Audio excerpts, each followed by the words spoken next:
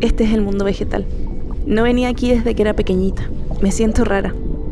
Es muy hermoso, uno de los lugares más grandes y tupidos del jardín. Y el que mejor conozco, además de mi laboratorio, claro. No hay duda, aquí está el náufrago. A partir de ahora tendrás que continuar por tu cuenta. Ya empiezo a sonar como él, tan solemne y ominoso. Pero es verdad, ya no te puedo acompañar. Si me quedo mucho tiempo no voy a querer irme. No voy a poder irme y todavía tengo cosas que hacer. Te agradezco mucho por hacerme salir. Hacía tanto que no dejaba mi laboratorio que se me olvidó lo cambiante y emocionante que es todo. De ahora en adelante saldré más y conoceré más. Ahora solo me queda decirte que el mundo vegetal guarda todas las respuestas. Y no es egoísta con su conocimiento. Las algas están conectadas entre sí como todo ecosistema. Y si escuchas atentamente, no importa la distancia que haya entre ustedes, tú y el náufrago se encontrarán. Adiós, navegante. Espero encontrarte de nuevo.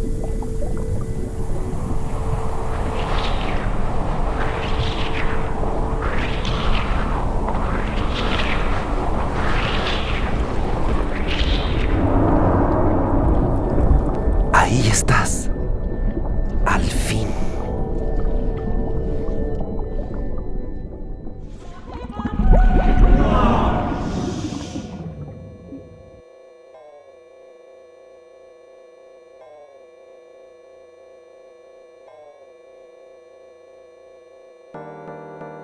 Hola, les damos la bienvenida al 6º capítulo de Lejos de la Superficie, un podcast de arte, educación y pensamiento tentacular de Frecuencia Mac.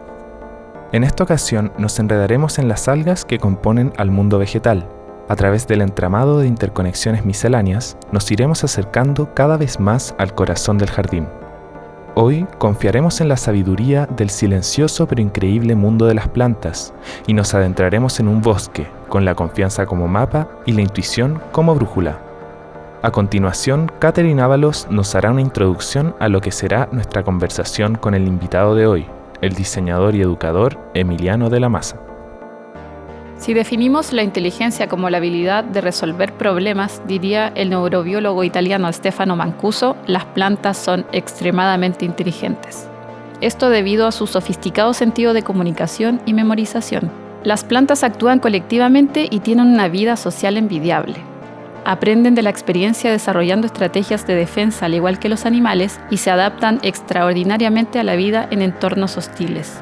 Y lo más fascinante, dice Mancuso, es que hacen todo esto sin un sistema nervioso. A pesar de ello, comúnmente se entiende a las plantas como entes pasivos e inmóviles. No tienen ojos para ver, oídos para escuchar, ni una boca para decir a través de las palabras. Por esta razón, se han considerado como seres menores y formas primitivas de existencia.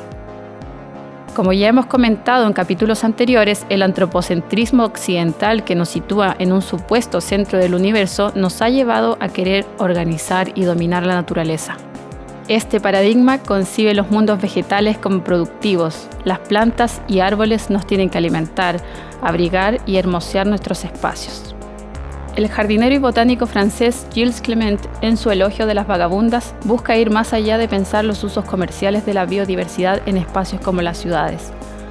A partir de la observación del fenómeno de las especies, entre comillas no deseadas, llamadas plagas o malezas, y que resisten magníficamente en terrenos baldíos, suelos degradados, maltratados por la erosión de los cultivos o la tala de bosques, Gilles Clement realiza una analogía con el fenómeno de la migración como problema global para los estados contemporáneos.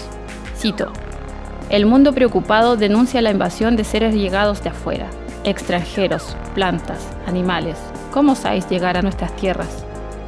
Se machaca al usuario con que hay que erradicar, por todos los medios posibles, las especies que no figuran en las listas autorizadas.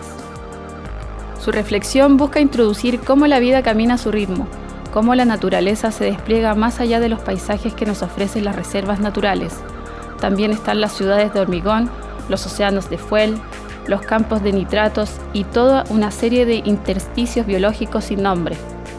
Los espacios abandonados, urbanos, periurbanos, rurales, marítimos, costeros, están por todas partes.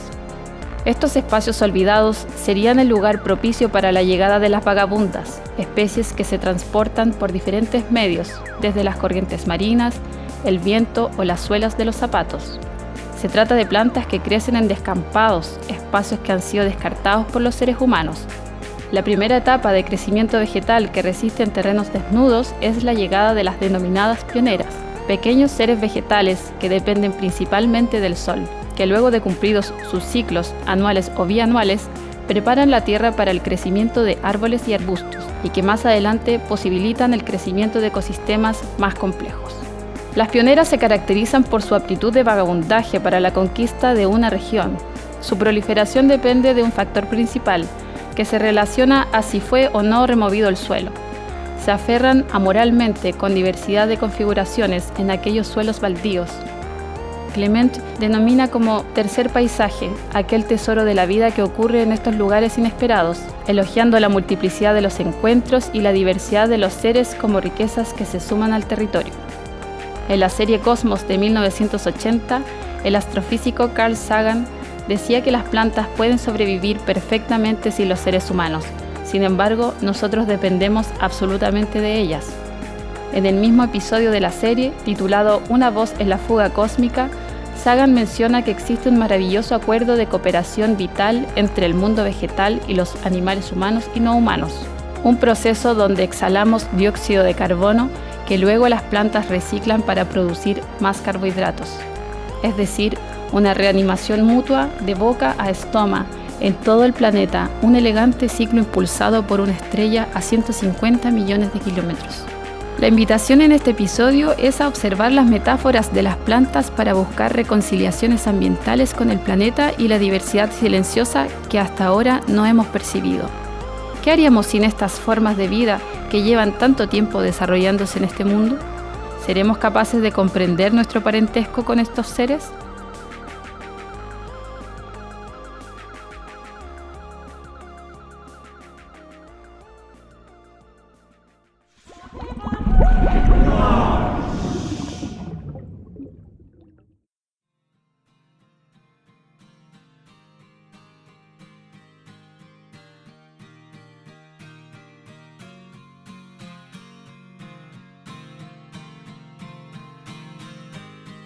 Para el segmento de ahora tenemos a Emiliano de la Maza. Él es diseñador industrial de la Universidad de Chile y educador ambiental. Ha orientado su trabajo hacia el ámbito del diseño e innovación socioambiental en entornos urbanos y rurales. Su trayectoria se destaca por la gestión de proyectos de educación ambiental y participación ciudadana tanto a nivel nacional como internacional. Actualmente es encargado de Ecoparque Peñalolén, un centro de educación ambiental municipal, y practica la regeneración desde Ciudad Regenerativa, un emprendimiento dedicado a aplicar el modelo regenerativo en contextos urbanos, realizando cruces de educación, arte y soluciones basadas en la naturaleza, que incluyen diversas comunidades y escalas de aplicación. También tenemos a Catherine Ábalos, quien estará conduciendo esta conversación. Bienvenidos. Gracias, Galo, y gracias, Emiliano, por tomarte la molestia de acercarte a las instalaciones del MAC Parque Forestal para venir a grabar con nosotros este capítulo.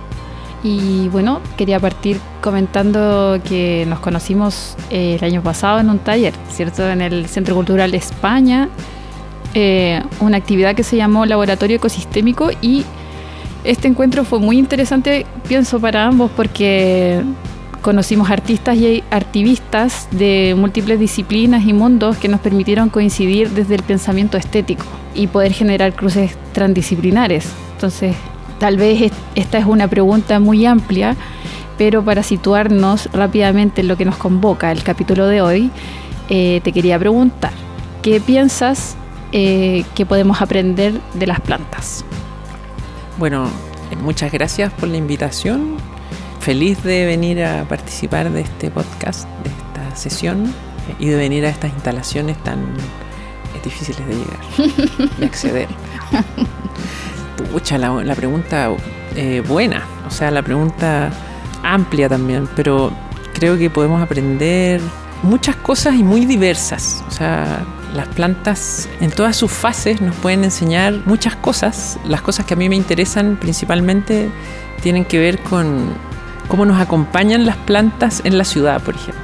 cómo es que convivimos con las plantas en nuestros entornos urbanos y cómo las plantas son capaces de adaptarse, nos pueden enseñar a adaptarnos a nosotros también, de repente a lugares poco aptos o poco agradables o poco vivibles como son nuestras ciudades en algunos lugares, digamos. Creo que por ahí hay una enseñanza muy grande de las plantas y su adaptación a los entornos donde de repente no tenéis suelo, no tenéis nutrientes, no tenéis alimento, no tenéis, no sé, como tenéis entornos áridos así y sin embargo hay una planta ahí creciendo, como resistiendo.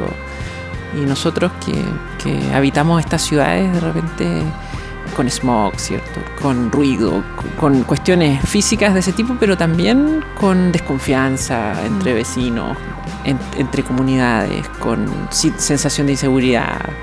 Y de repente las plantas también nos pueden enseñar a relacionarnos mejor, observando las plantas, digamos. Como que a través de observar el comportamiento de las plantas, las relaciones. Yo he trabajado mucho en la huerta, entonces las relaciones en la huerta, las asociaciones de cultivos, podemos también levantar esa información y como llevarla a nuestras propias relaciones entre seres humanos. Claro, pienso por ejemplo que creo que este sistema antropocéntrico muchas veces como que nos lleva a pensar de que las plantas son seres más simples que nosotros, ¿cierto? Porque no tienen ojos para ver, no tienen boca para alimentarse de algo que nosotros podamos ver, ¿cierto? Como que parece ser tan extravagante esto de como que absorban la luz. O que no tengan una nariz para oler, no tengan pies para moverse. Entonces pareciera que son, a simple vista, parecen seres estáticos. Y creo que ahora últimamente ha habido toda una vuelta de tuerca, esa mirada de poder ingresar a estos mundos y de poder observar las relaciones entre especies y un poco lo que dices tú, ¿no? Como para generar nuevas alianzas de fortalecimiento para la vida, que tiene que ver con esta mirada como no antropocéntrica, ¿no? Como sobre la vida. Y como que existen otras formas afectivas también, como de comunicarse entre ellas, como que ahora se habla harto como del internet subterráneo que tienen los bosques. Claro. Y así también como estas interdependencias o interrelaciones que existen entre las plantas en relación entre ellas y, bueno, la luz del sol, el agua, el carbono, los insectos, los bichitos, como que de qué manera hay toda un entramado, como dices tú, de seres que logran contener y resistir en esta relación plantas-ciudad, por ejemplo, y humanos, porque los humanos habitamos principalmente las ciudades, entonces como que somos también así como somos los mayores depredadores de los ecosistemas, también en los ecosistemas urbanos somos bien depredadores. Y en ese sentido, bueno, es interesante cómo ir identificando cómo las plantas se relacionan. No sé, a mí me gusta mucho mirar las plantas, no sé, las que se llaman a veces maleza o bueno, no me gusta llamarlas malezas, pero así son comúnmente conocidas. Y en realidad el concepto de maleza es más bien un concepto cultural, ¿cierto? Es como que las malezas en lo agrícola son las plantas que no deseamos que estén en un cultivo. Entonces, por lo tanto, si yo quiero cultivar tomates y salen dientes de león o salen, no sé, amarantos, son malezas porque no las quiero ahí, quiero tomate. En una lógica muy antropocéntrica y muy de cultivo productivo, una relación productiva con la naturaleza. También extractivo del suelo, porque estoy como extrayendo todo lo que puedo del suelo sin pensar en estas interdependencias y en estos patrones de la naturaleza que si los observamos y los aplicamos o los entendemos, ni siquiera si los aplicamos, si los entendemos, ya podemos como lograr una relación mucho más viva con los seres vivos. Es como, hoy día en la situación en la que estamos tenemos que apuntar hacia relaciones vivas, como a propiciar la vida, y en este caso con las plantas mucho más. Claro, ahora me hace sentido lo que dices tú, como de este aprendizaje que podemos sacar de las plantas, porque en el fondo cuando hablamos de estos mundos vegetales no estamos hablando solamente de la planta por sí sola, sino que una red interconectada de otros seres que no son necesariamente parte del mundo vegetal, sino que de la interdependencia entre los seres que habitan como del suelo hacia el subterráneo, como también los otros seres que están por sobre la superficie, donde la planta, las flores, las semillas se mueven.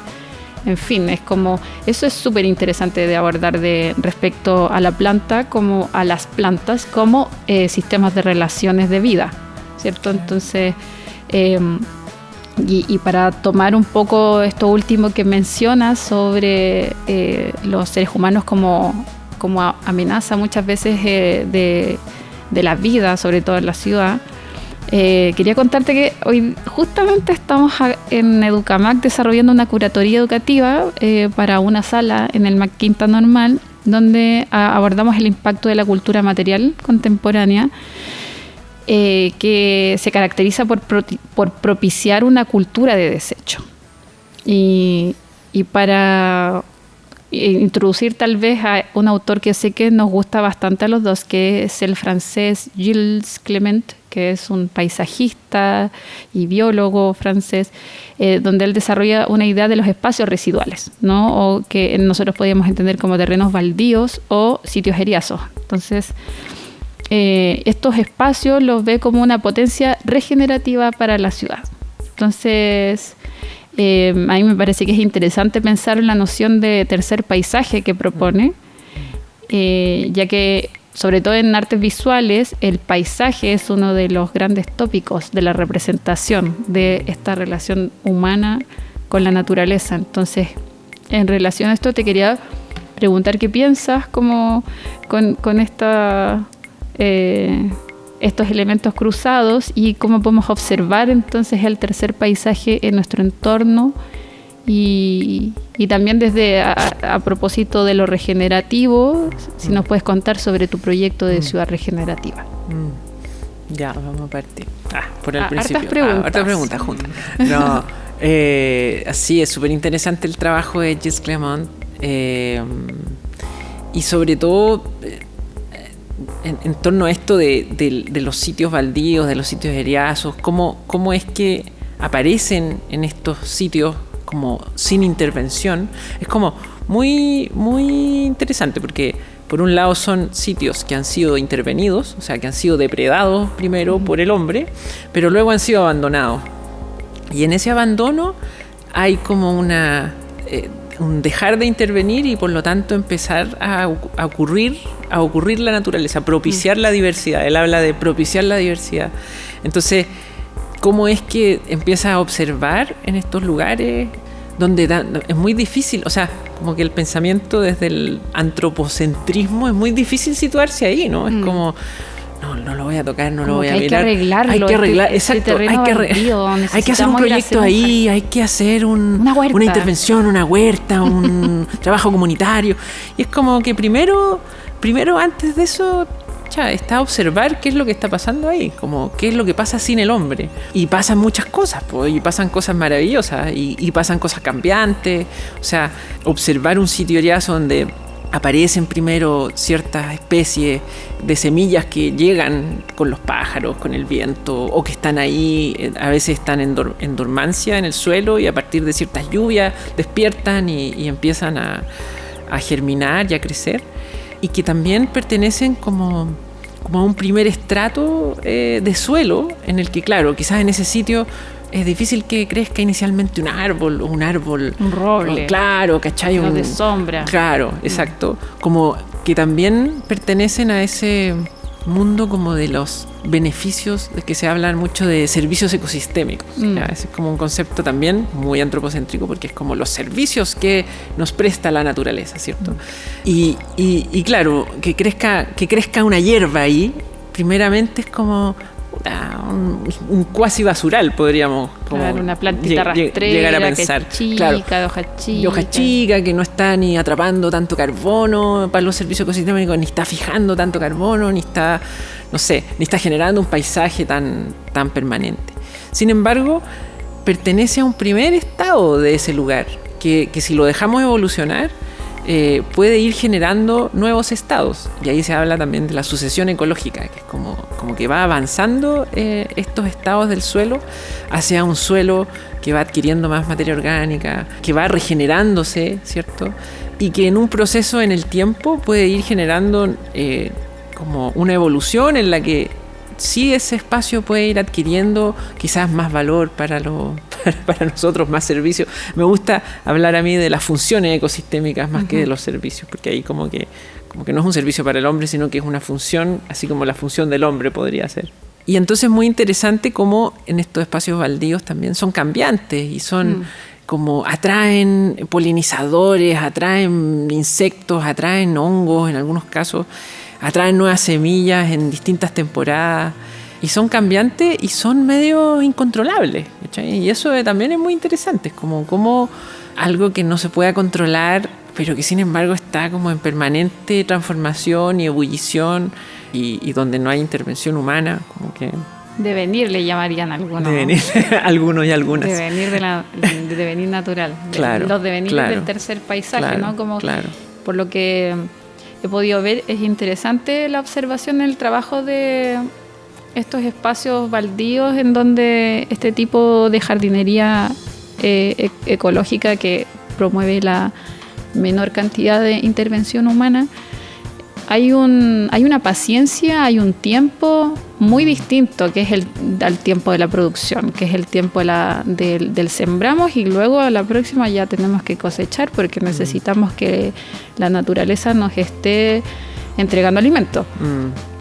Sin embargo, esta mirada del jardín del tercer paisaje tiene que ver con un proceso de observación, como bien tú decías, donde podemos, por ejemplo, etiquetar especies y ver cuáles persisten, cuáles nuevas llegan cada cierto tiempo, que pueden ser 2 años, por ejemplo, y cómo está esa idea del devenir, ¿no? Del cómo que es un poco más incontrolada, y eso creo que es súper interesante también, como cuando lo vinculamos al mundo del arte, ¿no? Como que uno empieza un proyecto artístico y después es muy difícil saber cómo va a terminar. Tú tienes experiencia en proyectos artísticos.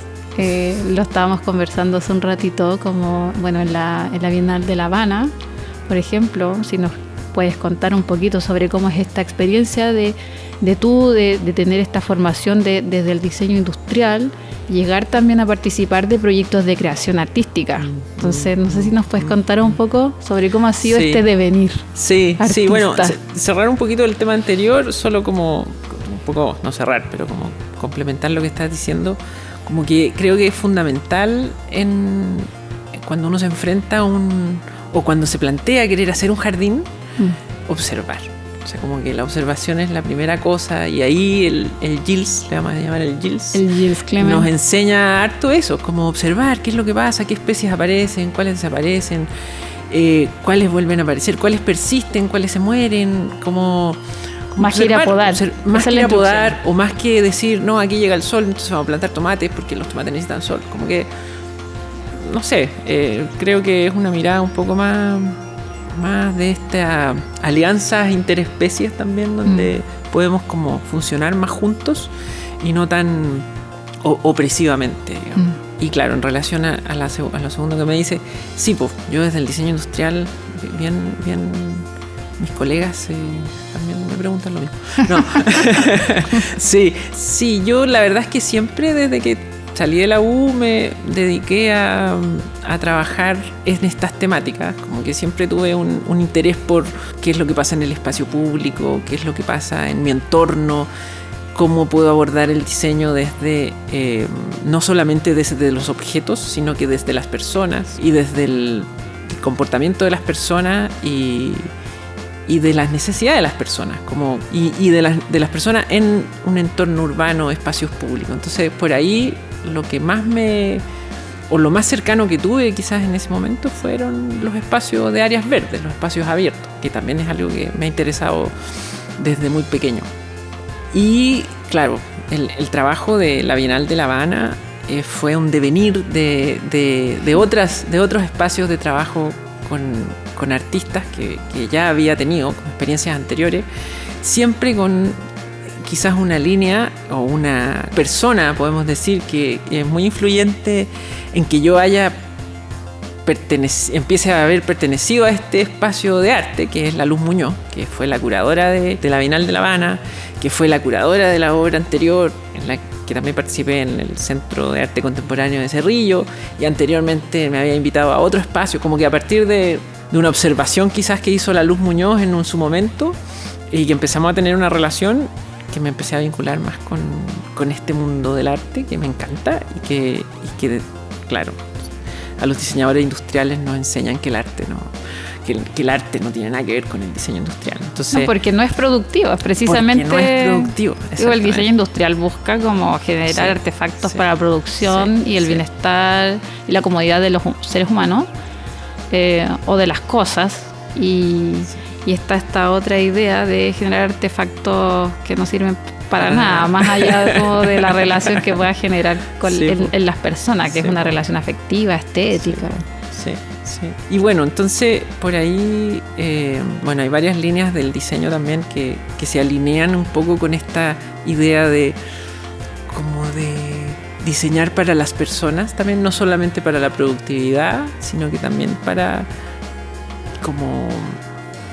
la experiencia de las personas. Que por ahí yo creo que es mi aproximación desde el diseño. Y el trabajo que hicimos en La Habana se llamó el Proyecto Curatorial Semilleros. Eso fue en la Bienal de La Habana del 2019. Y ahí fue un trabajo, la Luz curó este trabajo que era un proyecto educativo en donde llevamos la idea de generar un jardín en conjunto con un grupo de niños y niñas de una escuela de La Habana Vieja. Y fue muy interesante porque como que ellos en La Habana tienen un programa que se llama las escuelas museo.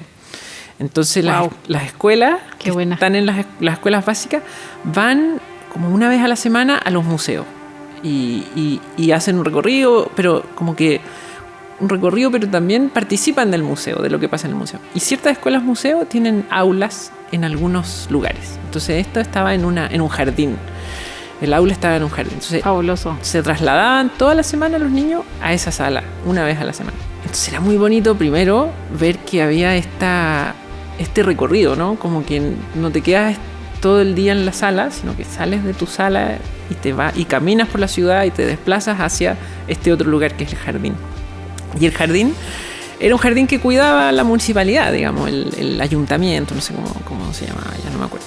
Y en este caso hicimos intervención, como que dijimos, hagamos que los niños, invitemos a los niños y niñas de esta aula a que sean parte de este jardín, no solamente del aula, sino que pertenezcan también y puedan relacionarse con las plantas y con el cultivo y con el cuidado del jardín. Y ahí entonces hicimos una huerta educativa, la diseñamos en conjunto con los niños y las niñas, votamos, le pusimos un nombre, fue muy entretenido. ¿Cómo se llamó? Mira, los nombres estaban entre La Huerta Perfecta. Esa onda. La Huerta Perfecta y la huerta de los niños de los niños perfectos. De los niños de la escuela. Era una cosa, es como que tenían bien como una idea de que esto tenía que ser así perfecto. La Huerta Perfecta. O la huerta escolar de los niños de la escuela, como una cosa así muy como institucional. Pero hicimos una votación ahí, elegimos el nombre y bueno, como que hicimos todo el proceso de llevar a cabo desde el diseño hasta la implementación de la huerta y el cuidado de la huerta y la cosecha y no he tenido últimas noticias, pero lo último que supe es que estaban usando la huerta. Mantenían usando la huerta. Mira, qué lindo, como no están tan alejados los museos ni los espacios artísticos hegemónicos de estas prácticas. No. Y bueno, para ir cerrando, que nos quedan unos poquitos minutos, vamos a pedir si nos puedes comentar algo que quieras compartir en realidad, que puede ser un libro o un referente artístico, una exposición, Perfecto. una película, un Bacán. poema. ¿No quieres leer algún poema tuyo? No, no te conté nada de mi proyecto de Ciudad Regenerativa. Solo me quiero tomar un minuto para contar un poquito. Más que nada, más que de Ciudad Regenerativa como emprendimiento, como que buscamos hacer las ciudades más regenerativas, como pensar, como ya hemos hablado un poco de lo regenerativo, y yo creo que lo regenerativo se resume un poco en propiciar la vida, como que los proyectos que hagamos en las ciudades, cuando pensemos en intervenir las ciudades, los pensemos desde los patrones de la naturaleza, desde las soluciones que podemos observar en la naturaleza y aplicarlas en la ciudad, digamos. Como que por ahí va nuestro interés en el trabajo con Ciudad Regenerativa. ¿Cuál es el Instagram? Tírate el Instagram. @ciudad_regenerativa. Nos pueden seguir, y también nos pueden seguir en @la_macetera_, que ese es un producto que estamos elaborando desde Ciudad Regenerativa, que va enfocado en personas que no tienen espacio para cultivar y quieren hacerlo igual. Entonces generamos diseños de maceteras, o le llamamos maceteras, como jardineras autorregantes, que son fáciles de mantener y fáciles de cuidar, y el servicio de acompañamiento, que es muy importante para poder mantener Buenísimo. mejor tu jardín. Sobre todo para aquellos que nos frustramos tanto cuando... Sí, no hay que frustrarse, ¿no? Está todo aquí en la mente. Está en la mente. Sí, no, hay que ganarle a la mente. Sí, eso. Y respecto de hacer alguna recomendación, creo que hay tantas cosas interesantes, pero algo que a mí un libro que me está volando la cabeza un poco, que es de la Anna T. Singh se llama la autora, y se llama Las setas del fin del mundo, y ella habla de, como que en resumen, no voy a spoilear mucho, pero habla de cómo es que el matsutake, que es un hongo que crece en un bosque de pinos, es un hongo que es como muy preciado, muy valorado, muy valioso, muy caro, muy como exquisito así, y que crece en espacios degradados como son los bosques de pino. O sea, acá cuando hablamos de los monocultivos de pino, que qué sé yo, que no crece nada, que estamos degradando el suelo, bueno, la naturaleza, digamos, los seres están ahí resistiendo y generan vida, igual en esos entornos depredados por el capitalismo, ¿cierto? Entonces, y al matsutake se relaciona una serie de cosas, como de procesos de comercialización, de gente que vive de eso, de culturas relacionadas. Entonces, muy interesante también cómo ir mirando no solo como una sola mirada de las cosas, sino todo lo que va asociado a esas prácticas. Y la Anna Singh también tiene una plataforma que esa no... solo se las voy a recomendar para que la busquen y la vean, pero no les voy a explicar más, porque para que sea más expectante, que se llama Atlas Feral. Búsquenlo, es muy interesante cómo muestra también estas interdependencias de a partir de ciertas prácticas del capitalismo también, de depredación de lugares, pero cómo esas depredaciones a veces tienen estos otros elementos, como la resistencia de ciertas especies, la relación a veces de contaminar un lugar, cómo impacta a diferentes comunidades, como quizás una visión más sistémica del mundo depredado. Y está hecho con un montón de ilustradores y como artistas que conceptualizan estas cosas en este mapa, en este atlas. Entonces, yo lo encuentro alucinante. Y le da vuelta a la idea de Atlas, que es esa idea del Atlas como del siglo XX, claro. Súper como... estático, súper estático. Y ¿no? que tiene todo el conocimiento universal. Claro. Pero desde poner en perspectiva como... De hecho, Atlas salvaje, el antropoceno más que humano. Sí, muy interesante. Y por último, si alcanzo en los últimos minutos, recomendarles una revista digital que hace poquito me invitaron a escribir un artículo y ahí la conocí, pero también es muy bonita y trabaja harto con ilustraciones, ilustradores también y artistas, que se llama De la raíz al plato.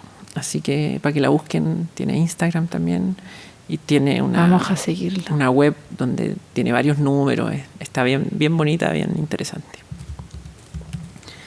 De Bueno. la raíz. Muchas gracias, Emiliano, por asistir a este podcast, a este 6º capítulo de Lejos de la Superficie. Gracias también, Katy, por llevar esta conversación. Muchas Nos gracias. vemos. Nos vemos. O sea, nos oímos. Ah, Nos oímos. Adiós. gracias.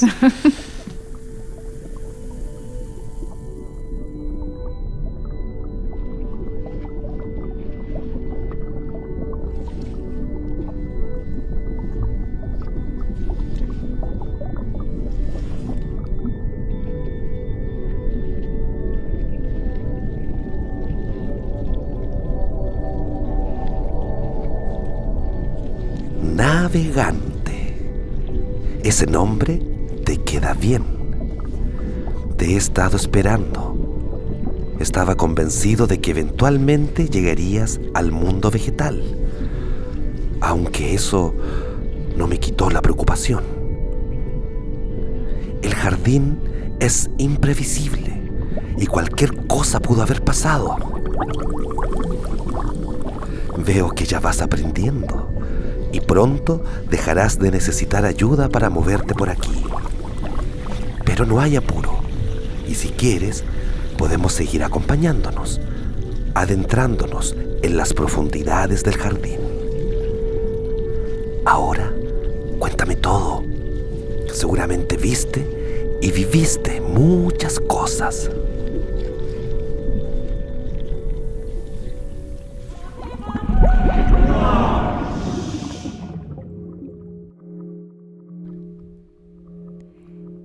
Este fue el 6º capítulo de Lejos de la Superficie, un podcast de Frecuencia Mac.